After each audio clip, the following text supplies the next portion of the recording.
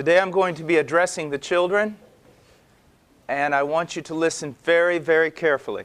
Very carefully. Each one of the children, I want you to listen. Do you know that we're in what's called the holiday seasons, or Christmas? But much of everything you know about Christmas, it's not really true. There is an emphasis, or people think certain things are important at Christmas that are not important. And certain things even about the Christmas story that are important that are really not that important. Today I'm going to talk to you about something that you usually will never hear about during Christmas. But it's what Christmas is really all about. Are you ready? God's anger. God's anger. Now, I want you, for just a moment, just now, I want you to listen, okay? This is what happens. It says in Mark chapter 4, 35, "On that day when evening came, He said to them," Jesus, let us go over to the other side. Leaving the crowd, they took Him along with them in the boat, just as He was, and other boats were with Him. And there arose a fierce gale of wind, and the waves were breaking over the boat so much that the boat was already filling up with water. So these sailors knew that the boat was going to sink down and they were going to die. Okay? Jesus Himself was in the stern, asleep on the cushion. And they woke Him and said to Him, "Teacher, do you not care that we are perishing?" And He got up and rebuked the wind and said to the wind, "Hush, be still." And the wind died down and it became perfectly calm. And you know what? After you hear this story, what do preachers usually tell you? Well, they usually tell you, they spend the rest of their time talking about the power of Jesus Christ to calm the storm. That He could speak to the storm and calm it. Okay? So He gets up, He's asleep on the cushion. He rises up, He says, "Be still," and the storm was over. Now this was a storm that was so great that even the best sailors couldn't sail through it. The boat was going to sink down completely. The boat was already filling with water, so everybody in the boat knew they could do nothing to help themselves. And Jesus was asleep on the cushion, and He rises up and He rebukes the wind. And everyone says, this story is about the power of Jesus Christ over nature. Well, it is.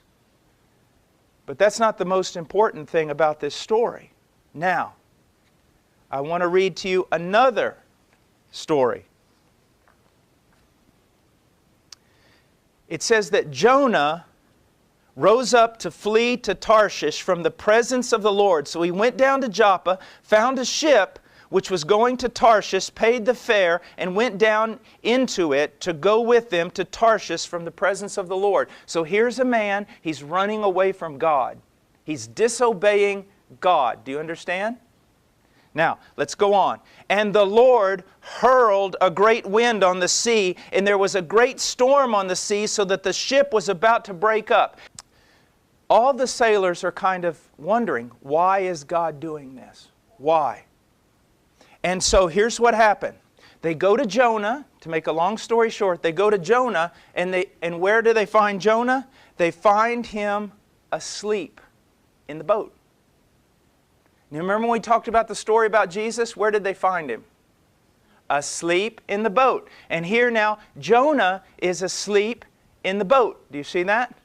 And they say, "Jonah, why is this big storm happening?" And he says, "Because I'm in disobedience against God." Well, what can we do to calm the storm?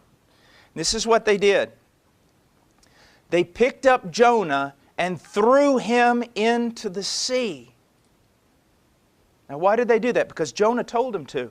He said in verse 12, "Pick me up and throw me into the sea, then the sea will become calm for you." And then again it says, "So they picked up Jonah, threw him into the sea, and the sea stopped its raging." What was that storm? That storm was God's anger. Now, why is God angry? Because of our sin. Furious because of our sin. He hates sin. Why does He hate sin? Because He's good. He's good.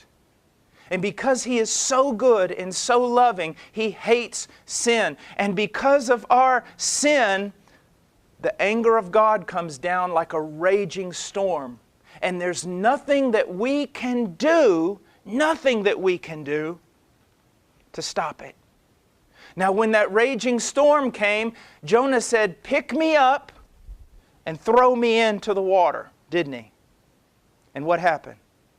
The storm stopped. So Jonah was a guilty man full of sin, and he said, "If you'll take me, pick me up, and throw me into the water, then the storm will stop." Jesus was not a guilty man. Jesus was innocent. Jesus never sinned.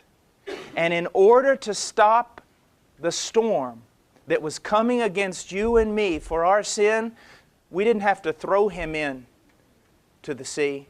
He threw Himself into the sea. When Jesus was on the cross, it was like Him. Let's imagine for a moment that we're in a boat. And all of us are terrified because the waves are so high, the boat's going to break apart. But Jesus is asleep. Why is He asleep? Because He's done nothing wrong.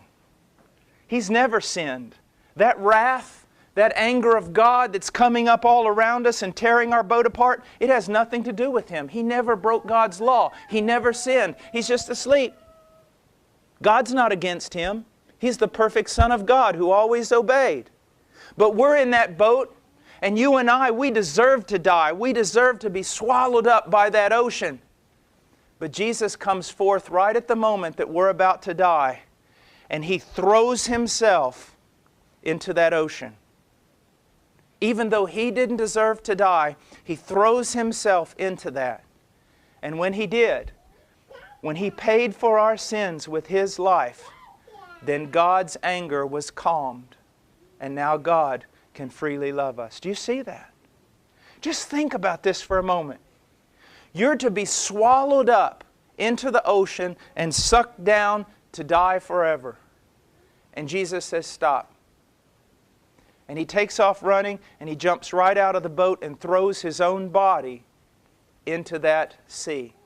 And when He does, the sea becomes calm. Now, children, what are you going to do when you see that there's somebody out there that loves you that much, that threw their own body into the sea? Are you going to just be able to stop thinking about that? No. Shouldn't you live for that person? Shouldn't you love that person? Shouldn't you believe in that person?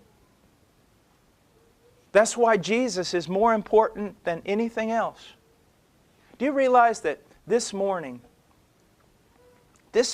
alone, I've sinned enough to go to hell?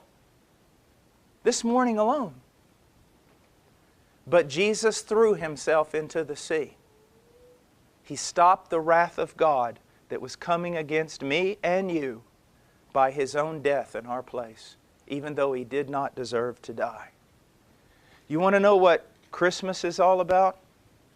It's about a baby in a manger who would grow up living a sinless life and go to a cross and die in your place.